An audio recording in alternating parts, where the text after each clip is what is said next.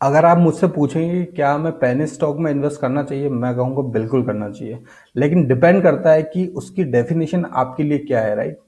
तो penny stock का मतलब जो मेरी डेफिनेशन है वो ये होती है कि किसी वजह से वो शेयर या कंपनी नीचे गई, लेकिन वहां पे अब उस लेवल पे कुछ ट्रांसफॉर्मेशन की चीजों का पता पड़ रहा है, कुछ कंपनी में ट्रांसफॉर्मेशन हो रहे हैं, जैसा कि मैंने आलोक इंडस्ट्रीज के अंदर बताया, जेपी पावर के अंदर बताया। अगर आपने वो वीडियोस नहीं देखे हैं तो पिछले 2 दिनों में मैंने वही वीडियोस डाले हैं, तो आप जाके वहां पे एक्सप्लोर कर सकते हैं। तो मेरे लिए पेनी स्टॉक का मतलब वो है, राइट? यहाँ पे एक ऐसी ही कंपनी जिसके अंदर मुझे काफी अच्छी अपॉर्चुनिटी नजर आती है, किसी रीजन से वो नीचे गया, शेयर काफी नीचे गया, कंसोलिडेट हुआ, और अब वहां से एक अच्छे लेवल जो है निकल के वहां पे नजर आते हैं। तो आइए उसी की बात करते हैं। उसका नाम है सकुमा एक्सपोर्ट। तो चलिए उसका एनालिसिस करते हैं। तो एनालिसिस करने से पहले अगर आपने चैनल को सब्सक्राइब नहीं किया तो कर लीजिएगा। मैं डेली बेसिस पे शाम को रोज 7 बजे के करीबन एक एनालिसिस, एक वीडियो आपके लिए लेके आता हूं, जिसके अंदर हम एक अच्छी अपॉर्चुनिटी जो मार्केट में नजर आती है उसको देखने की कोशिश करते हैं, और देखते हैं क्या मार्केट में ट्रेंड है, उसके बिजनेस फंडामेंटल और टेक्निकल तीनों एनालिसिस हम करते हैं, और कुछ इंपॉर्टेंट जो बातें हैं उसके रिगार्डिंग वो भी हम करते हैं। तो चलिए स्टार्ट करते हैं। तो यहाँ पे जो है ये हमारा चैनल है, और उसके बाद में आप यहाँ पे एक चीज और है कि मार्केट जो आर्ट्स होते हैं उसके अंदर कुछ अच्छी अपॉर्चुनिटी जो मुझे नजर आती है वो मैं यहाँ पे डालता हूँ। तो अगर आप चाहें तो इनको भी एक्सप्लोर कर सकते हैं। तो चलिए स्टार्ट करते हैं सकुमा एक्सपोर्ट के बारे में। इसका बिजनेस देखते हैं सबसे पहले, क्या बिजनेस है इसका। तो इसकी साइड पे चलते हैं। बेसिकली इनका जो है एग्रो कमोडिटीज से रिलेटेड बिजनेस है, जो अदानी एंटरप्राइजेज और जो बाकी पीयर कंपनीज है उसी से रिलेटेड इनका बिजनेस है। तो ये जो ऑयल वगैरह हो गए और शुगर वगैरह ये हो गए, इनको एक्सपोर्ट करते हैं, ट्रेड करते हैं बेसिकली कमोडिटीज के अंदर। तो इनसाइड कंट्री और आउटसाइड कंट्री भी इनका अच्छा खासा काम जो है। उसके अलावा मैं आपको बता दूं कि यहाँ पे जो है ये कंपनी काफी माइक्रो कंपनी कहेंगे, काफी छोटी कंपनी। अगर इसका मार्केट कैप अगर देखेंगे आप तो तकरीबन 191 करोड़ की कंपनी है ये ओनली, राइट, आज की डेट में। क्योंकि शेयर काफी नीचे आया है तो इसी वजह से इनका मार्केट कैप जो है वो भी काफी कम हुआ है। तो एक माइक्रो कैप कंपनी है, एक छोटी कंपनी है। लेकिन सबसे अच्छी बात इस बिजनेस में ये निकल के आती है कि अभी अगर आप अदानी एंटरप्राइजेज और बाकी जो पीयर कंपेरिजन में अगर देखेंगे आप, तो ये सारे जितने भी शेयर्स हैं तकरीबन, अगर आप अदानी को देखें, 3M India, Aegis logistics, Redington India, इन सब के शेयर्स को आप देखेंगे तो ये जो है अप ट्रेंड के अंदर है, काफी अच्छे खासे भाग चुके हैं ऑलरेडी। काफी अच्छा खासा अपसाइड इन्होंने देख लिया। अगर आप देखेंगे सारे शेयर्स की वही स्टोरी है, अगर आप किसी भी शेयर्स को आप देख लीजिए तो यहाँ पे अच्छा खासा इन्होंने एक ऊपर साइड में एक अपने जो हाई टाइम पे ही है ये। लेकिन यहाँ पे अगर आप सकुमा एक्सपोर्ट की बात करेंगे तो काफी ज्यादा ये कंसोलिडेट हुआ शेयर, और काफी ज्यादा जो है नीचे ये ट्रेड कर रहा है अभी। तो उसके अंदर देखेंगे कि क्या अपॉर्चुनिटीज अभी नजर आती हैं, और उसके अंदर बिजनेस के अंदर जो है ये सारे मैंने बताया कि एग्रो जो कमोडिटी से रिलेटेड बिजनेस है इनका, तो उसमें कुछ ज्यादा देखने का है नहीं। चलते हैं फिर फंडामेंटल्स के ऊपर, फंडामेंटल्स में क्या अपॉर्चुनिटीज नजर आती हैं और किस तरीके के फंडामेंटल्स जो है इस कंपनी के हैं। तो चलिए फंडामेंटल्स में चलते हैं। अगर कोर फंडामेंटल्स की बात की जाए तो सारे जितने भी मैक्सिमम पैरामीटर हैं वो बिल्कुल भी फुलफिल नहीं होते। अगर आप देखेंगे यहाँ पे तो आरओसी यहाँ पे 8% है, मैं 20 के ऊपर प्रीफर करता हूँ। डेट कंपनी ने काफी कम किया है अभी, काफी डेट था इनके ऊपर लेकिन काफी कम किया है। वही एक रीजन है यहाँ पे पिक करने का भी। प्रोमोटर होल्डिंग की बात करें तो अच्छी खासी प्रोमोटर होल्डिंग है, और ये भी प्रमोटर्स ने यहाँ पे अपनी होल्डिंग बढ़ाई है, और ये भी अच्छी चीज निकल के आती है। प्लेस परसेंटेज भी इनका 3.5 से 7% है, मतलब इतने शेयर जो हैं इनके गिरवी हैं। तो एक मिलीजुली यहाँ प्रतिक्रिया है। तो भी यहाँ पे देखा जाए तो कोर फंडामेंटल जो मैं कंसिडर करता हूँ उनसे थोड़ा बिलो एवरेज ही मैं कहूंगा इनको। और उसके अलावा अगर देखें आप तो एक्सपोर्ट के बिजनेस में, जैसा कि आपको पता है कि पेंडेमिक की वजह से काफी प्रॉब्लम्स, काफी हिकअप्स यहाँ पे आए, तो उसकी वजह से सेल्स जो है इनकी काफी कम हुई। और तो अगर आप देखेंगे किसी टाइम में एक अच्छी खासी सेल्स ये रिकॉर्ड हुआ करती थी, उसके बाद में कंसिस्टेंटली यहाँ से जो है इनकी सेल्स गिरी। मतलब अपसाइड अप डाउन इनकी रही है हमेशा। उसके बाद में एक अच्छा खासा पिछले 2 क्वार्टर में अच्छी खासी एक गिरावट यहाँ पे देखने को मिली। तो यहाँ पे सेल्स ऑब्वियस सी बात है काफी अच्छी नहीं है, लेकिन यहाँ पे जो है अभी करंट जो क्वार्टर है उसके रिजल्ट नहीं आए हैं, और मुझे लगता है कि अच्छे खासे रिजल्ट जो है इस करंट क्वार्टर में आ सकते हैं इसके यहाँ पे। क्योंकि उसका बड़ा रीजन मैं आपको बताऊं उसका, चलिए यहीं पे डायरेक्टली देखते हैं। उसका सबसे बड़ा रीजन यहाँ पे जो है, अगर आप प्रमोटर होल्डिंग में देखेंगे तो यहाँ पे मार्च 2021 के अंदर जो है प्रमोटर्स ने खुद ने यहाँ पे तकरीबन 3.5% जो है शेयर, 3.5% से भी ज्यादा, तकरीबन 4% के करीबन जो शेयर जो है प्रमोटर्स ने बाय किए हैं, राइट। तो उससे कुछ इंडिकेशन ये मिलता है कि यहाँ पे कुछ ना कुछ जो है एक अप ट्रेंड में अच्छे खासे सेल्स या अच्छे खासे रिजल्ट जो है वो यहाँ पे आ सकते हैं, और यही रीजन हो सकता है कि प्रमोटर्स ने अपनी होल्डिंग बढ़ाई है। तो एक रीजन ये हो गया। उसके अलावा अगर चले यहाँ पे तो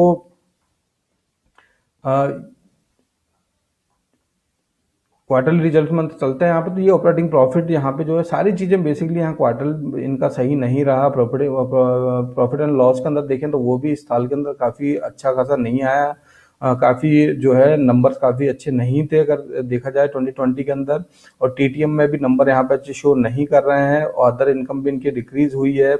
तो डिविडेंड कंपनी देती है, लेकिन इतना अच्छा खासा कोई डिविडेंड यहाँ पे नहीं है, अभी कोई ऐसा अनाउंसमेंट नहीं है करंट ईयर के अंदर।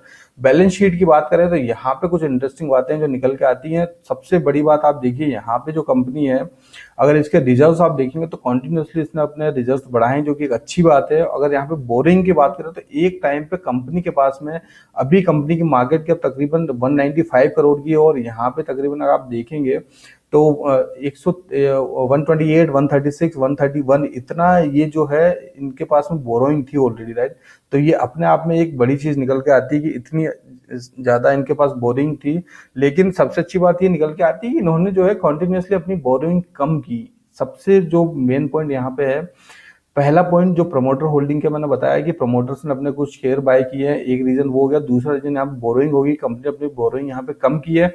और उसके अलावा अगर और अच्छी खासी कम, अगर आप कहेंगे एक 195 करोड़ की कंपनी में अगर अच्छा खासा 23 करोड़ यहाँ पे लोन कम, बोरोइंग कम हो जाती है, तो वो एक अच्छा खासा नंबर जो है होता है।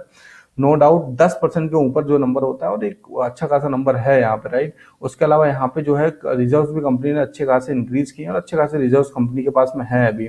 अगर यहाँ पे दूसरी चीज देखी जाए तो फिक्स एसेट भी कंपनी के पास में है, ठीक ठाक फिक्स एसेट है यहाँ पे। अगर आप देखेंगे टोटल एसेट्स में भी अच्छे खासे एसेट जो है यहाँ पे निकल के आते हैं।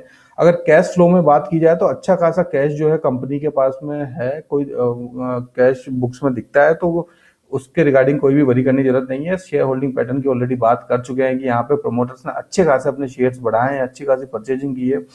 इससे ये इंडिकेशन कई बार मिलता है कि शेयर जो है हो सकता है आने वाले क्वार्टर में अच्छा परफॉर्म करे, अच्छे इनके सेल्स के रिजल्ट आए, और इस वजह से प्रमोटर ने जो है यहाँ पे जो है अक्यूमुलेट किया है। अगर पब्लिक की होल्डिंग देखेंगे तो पब्लिक ने अच्छी खासी, पब्लिक से के पास में अच्छी होल्डिंग है, लेकिन यहाँ पे जो है अच्छी खासी होल्डिंग कम भी हुई है, वो एक अच्छी बात निकल के आती है। उसके अलावा स्ट्रॉन्ग प्लेयर्स के पास में भी कुछ होल्डिंग है, तो तकरीबन 30% के पास में पब्लिक के पास में होल्डिंग है। ये भी एक सिनेरियो मेरे हिसाब से थोड़ा सही नहीं है, लेकिन क्योंकि एक छोटी कंपनी है, वहां पे प्रेफर नहीं करते हैं FII जैसी कंपनी में आने में, क्योंकि वहां पे कुछ इतना बेनिफिट उनको होता नहीं, क्योंकि उनके जो पोर्टफोलियोज होते हैं वो काफी बड़े होते हैं, राइट। तो उस हिसाब से जो है वो यहाँ पे एंटर करना उनके लिए लाइक एक तरीके से पेनट होते हैं, तो वो मैक्सिमम नहीं आते हैं। तो दिस इज द रीजन। तो पब्लिक के पास में अच्छी खासी होल्डिंग है, लेकिन कम हुई है होल्डिंग, और प्रमोटर की होल्डिंग यहाँ अच्छी हुई, ये एक अच्छी बात जो है यहाँ पे निकल के आती है। तो चलिए अब चलते हैं इसके जो टेक्निकल पार्ट के अंदर चलते हैं, वहां पे देखेंगे क्या अपॉर्चुनिटीज हैं और क्यों मैं इसको कंसीडर कर रहा हूँ और क्यों मैं इसको मल्टीप्लाई कर रहा हूँ। उससे पहले if you are liking that video please hit the like button, और उसके अलावा चैनल को सब्सक्राइब जरूर कीजिएगा और शेयर भी कर लीजिएगा। मैं डेली बेसिस पे आपके लिए वीडियोस लेके आता हूँ, और फ्रेंड्स को शेयर कीजिए, वो भी लाइक अगर कंटेंट अच्छा लगता है तो वो भी बेनिफिट लें इसका, राइट। तो चलिए अब चलते हैं इसके जो टेक्निकल चार्ट है उसके ऊपर चलते हैं। तो मैं ट्रेडिंग व्यू में यहाँ पे आ गया हूँ। तो ऑलरेडी मैं दो रीजन आपको बता चुका हूँ। तो प्रमोटर होल्डिंग, राइट, प्रमोटर ने अपनी होल्डिंग जो है 4% के करीबन यहाँ पे बढ़ाई है। उसके अलावा कंपनी ने अपनी जो है बोरोइंग कम की है, डेट अपना कम की है तकरीबन 12% से, वो एक अच्छी बात यहाँ पे निकल के सामने आती है। तीसरा एक रीजन और मैं आपको देता हूँ, देखिए मैक्सिमम जो है ब्राजील से, जो अगर शुगर की बात करें तो शुगर सबसे ज्यादा जो है ब्राजील एक्सपोर्ट करता है, राइट। और यहाँ पे आज की डेट में क्या है कि ब्राजील में इस साल काफी सूखा पड़ा है, काफी यहाँ पे जो चीजें हैं अच्छी नहीं है। तो उस वजह से जो है इंडिया जो है सेकंड नंबर लार्जेस्ट एक्सपोर्टर है शुगर का। तो यहाँ पे जो है इंडिया के मतलब यहाँ पे जो भी एक्सपोर्टर्स होंगे उनको अच्छा खासा बेनिफिट यहाँ पे मिल सकता है, एक अच्छा खासा ये एक प्लस पॉइंट उनके लिए हो सकता है, राइट।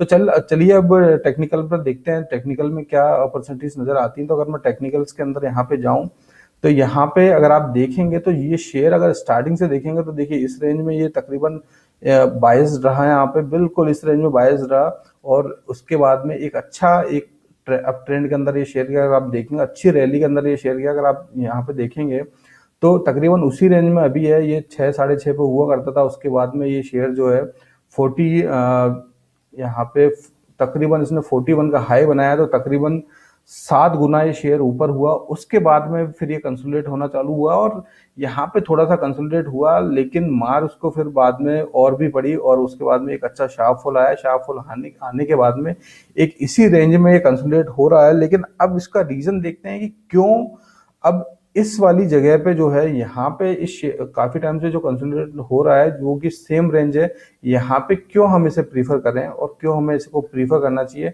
उसके रीजंस मैं आपको बताता हूँ। और वो क्या रीजंस हैं जो आपको मैं बताता हूँ। यहाँ पे देखिए, सबसे पहले तो अगर आप यहाँ पे देखेंगे तो इसने ट्रिपल टॉप बनाया है। एक टॉप ये रहा, सेकंड टॉप ये रहा और थर्ड टॉप यहाँ पे ये रहा, और उसको ये ब्रेकआउट हल्का सा दे चुका है यहाँ पे, राइट, ऑलरेडी ब्रेकआउट दे चुका है। ये थर्ड टॉप है यहाँ पे। और इस तरीके से जब ट्रिपल टॉप बनते हैं तो वहां पे एक अच्छा खासा जो है अपसाइड देखने को मिल सकता है, एक अच्छा खासा ब्रेकआउट जो है वहां पे उस लेवल में देखने को मिल सकता है। अगर आप बात करें दूसरी बात का, तो देखिए यहाँ पे कुछ टाइम से अच्छे खासे वॉल्यूम्स यहाँ पे नजर आ रहे हैं। अगर आप देखें पिछले ट्रेडिंग सेशन में भी अच्छे वॉल्यूम्स थे, और यहाँ पे इस पूरी रेंज में अगर आप देखेंगे अच्छे खासे वॉल्यूम्स यहाँ पे नजर आया। उसके अलावा अगर एक चीज और बताऊं मैं, जो हमेशा मेरी फेवरेट है और मैं कहता हूँ कि देखिए यहाँ पे कॉन्टिन्यूसली यहाँ पे अक्यूमुलेशन हो रहा है, यहाँ हुआ, उसके बाद में आप देखेंगे तो यहाँ पे अक्यूमुलेशन हुआ, उसके बाद में आप देखेंगे तो यहाँ पे अक्यूमुलेशन हुआ, राइट, ये अक्यूमुलेशन हुआ यहाँ पे।